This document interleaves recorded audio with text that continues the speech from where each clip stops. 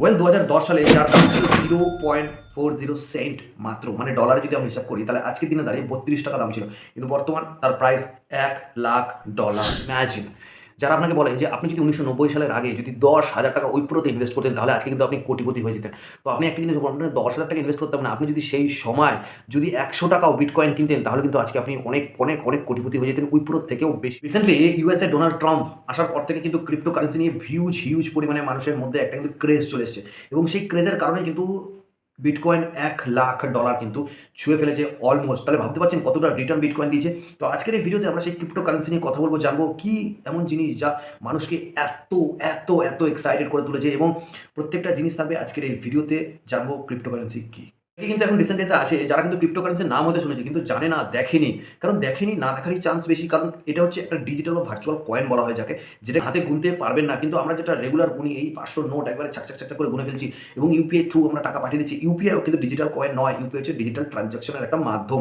তো এই জিনিসটা আপনি কখনো ভুলাবেন না, কিন্তু ক্রিপ্টো কারেন্সি হচ্ছে একটা ডিজিটাল কয়েন, যেটা আপনি ডিজিটালি সেন্ড করতে পারবেন, ডিজিটালি সেটাকে নিয়ে ইনভলভ করতে পারেন, ডিজিটালি আপনি কারেন্সি কাউকে সেন্ড করতে পারবেন, পাঠাতে পারবেন, কিছু পারচেস করতে পারবেন।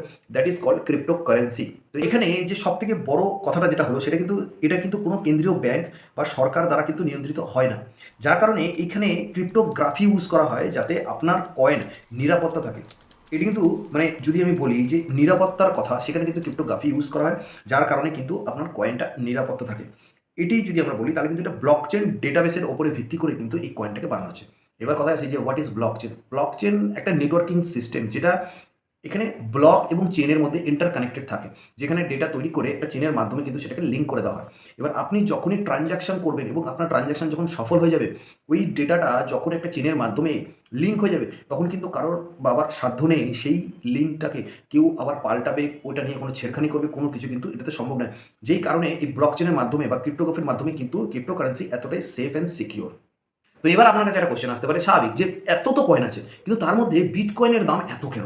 $1,00,000 কিন্তু রিচ করে গেছে বিটকয়েন। তাহলে তার মধ্যে তো অনেক কয়েন আছে কিন্তু সেই কয়েনগুলো এতটা ভ্যালু নয় কেন? কেন মানুষ শুধু বিটকয়েন কেনার জন্য উঠে পড়ে লেগেছে? কারণ 2009 সালে যখন সাতোশিজি এই বিটকয়েনটাকে ইনভেন্ট করেছিল, তখন তিনি কিন্তু ওই যে নেটওয়ার্ক সিস্টেম ব্লকচেনের মাধ্যমে যখন বিটকয়েনটা তৈরি করা হয়েছিল, তখন কিন্তু তিনি বলেই দিয়েছিল, ওখানে একটা ইনপুট করে দেওয়া হয়েছিল যে 21 মিলিয়ন বিটকয়েনের বেশি কিন্তু এখানে মাইনিং করা যাবে না। মানে বুঝতে পারছেন মানুষের ডিমান্ড কতটা এবং তার সাপ্লাই কতটা। তো ডিমান্ড যেখানে বেশি থাকবে, সাপ্লাই যেখানে কম থাকবে, সেখানে জিনিসের দাম তো বাড়বে। তাই বিটকয়েন হচ্ছে এমন একটা কয়েন যার ভ্যালু সব থেকে বেশি। তো বিটকয়েনের মধ্যে কিন্তু এরকম অনেক কারেন্সি আছে যেগুলো কিন্তু মানুষ ভীষণ ভীষণ পছন্দ করে। সেগুলো হচ্ছে যেমন ধরুন ডজ কয়েন ধরুন, ইথেরিয়াম ধরুন, লিট কয়েন ধরুন, টন কয়েন ধরুন। তো এরকম প্রচুর কয়েন আছে যেগুলোকে মানুষ ভীষণ পছন্দ করে। কিন্তু কথাটা হচ্ছে আপনি কি ইন্ডিয়াতে এটাকে কিনতে পারবেন? এখন 2015 সালের আগে বা 2020 আগে কিন্তু এটা একদমই ইল্লিগাল ছিল। কিন্তু এখন 2024 দাঁড়িয়ে আপনি কিন্তু অনায়াসেই পারেন যে বিটকয়েন কিনতে, হোল্ড করতে, সেটাকে অ্যাসেট হিসাবে রাখতে। কিন্তু ইউএসএতে কিন্তু এটাকে একটা অ্যাসেট হিসাবে কিন্তু গণ্য করা হয় রিসেন্ট ডেজে। ইন্ডিয়াতে কিন্তু এখনো সেটা অ্যাপ্রুভ হয়নি। তার জন্য আমাদের কিন্তু প্রচুর ট্যাক্স পে করতে হয়, এবং রিসেন্টলি কিন্তু আমাদের সরকার এটাকে ঘোষণা করবে কিনা জানি না, কিন্তু এটাকে অ্যাসেট হিসাবে, মানে একটা অ্যাসেট হিসাবে কিন্তু গণ্য করার চেষ্টা চলছে, যেখানে আপনার উপর কিন্তু প্রায় 30% ট্যাক্স কিন্তু আপনাকে পে করতে হবে আপনি যদি ক্রিপ্টো অ্যাসেট হোল্ড করে থাকেন। প্রত্যেকটা জায়গাতে কিন্তু রিস্ক থাকে। তো ক্রিপ্টোকারেন্সিতে কিন্তু রিস্ক আছে। তো আমরা স্টক মার্কেটের রিস্কের কথা তো বলি। সেখানে আমরা জানি যে অপশন ট্রেডিংয়ে কত মানুষ, বহু মানুষ কিন্তু লস খেয়েছে। ইভেন এখনো লস খাচ্ছে। কিন্তু তারা অপশন ট্রেডিং কিন্তু ছাড়ছে না। কারণ তারা রিস্ক নিচ্ছে। যদি আমার প্রিমিয়ামটা ৳100 থেকে ৳400 হয়ে যায়, তো আমার রাতারাতি দিনের দিন কিছু সময়ের মধ্যে কিন্তু আমার টাকা দুগুণ, তিনগুণ, চারগুণ হয়ে যাবে। যেই কারণে কিন্তু তাদের টাকাটা তারা রিস্ক হিসাবে নিচ্ছে। কিন্তু আপনি যদি ক্রিপ্টোকারেন্সিতে ইনভেস্ট করেন, ইভেন আমি অলরেডি ইনভেস্টেড ইন ক্রিপ্টোকারেন্সি।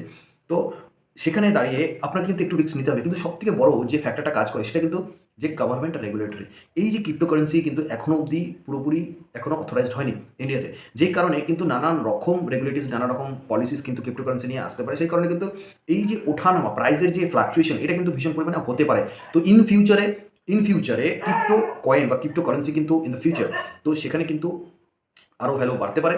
তো ইভেন তার আগে যখনই আপনি কোনো জায়গায় ইনভেস্ট করবেন, তার আগে কিন্তু সেই কয়েনটা নিয়ে অবশ্যই আপনাকে কিন্তু রিসার্চ করতে হবে, এবং আপনি যদি চান এবং পার্টিকুলার কোনো একেকটা মানে একেকটা কয়েন নিয়ে আমি আপনাদের সাথে ভিডিও বানাই, তাহলে যেই কয়েন নিয়ে বানাতে চান সেই প্লিজ আমাকে কমেন্ট করে জানান, এবং কীভাবে কিনতে হবে, কীভাবে আপনি বিটকয়েন কিনতে পারবেন, আমি ডেসক্রিপশনে আমি লিঙ্ক দিয়ে দেবো। আপনারা সেই লিঙ্কের থ্রু গিয়ে আপনারা অ্যাপসে ইনস্টল করতে পারবেন, এবং যখনই আপনারা সেই লিঙ্কের থ্রু ইনস্টল করবেন, আপনারা ৳50 বিটকয়েন কিন্তু ফ্রিতে পেয়ে যাবেন।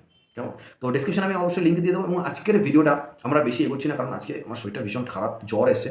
তবু এত রাতের বেলা তোমাদের জন্য ভিডিও বানাচ্ছি। তো আজকে এইটুকুনি রাখছি এবং আগামী দিন আমি আরও ডিটেলসে আপনাদের সাথে শেয়ার করব এবং আপনারা যদি আজকের ভিডিওতে নতুন হয়ে থাকেন তাহলে প্লিজ ভাইটি চ্যানেলটি অবশ্যই লাইক করবেন, কমেন্ট করবেন, সাবস্ক্রাইব করবেন এবং সবার আগে সাবস্ক্রাইব করছে না করে যদি কোনো ক্রিপ্টোকারেন্সি নিয়ে তোমাদের কোনো কোয়ারিজ থাকে, কোনো কয়েন সম্বন্ধে জানতে চাও, প্লিজ অবশ্যই কমেন্ট করে আমাকে জানিও। কেমন? তো চলো আজকে রাখছি এই অবধি, দেখা হবে নেক্সট ভিডিওতে।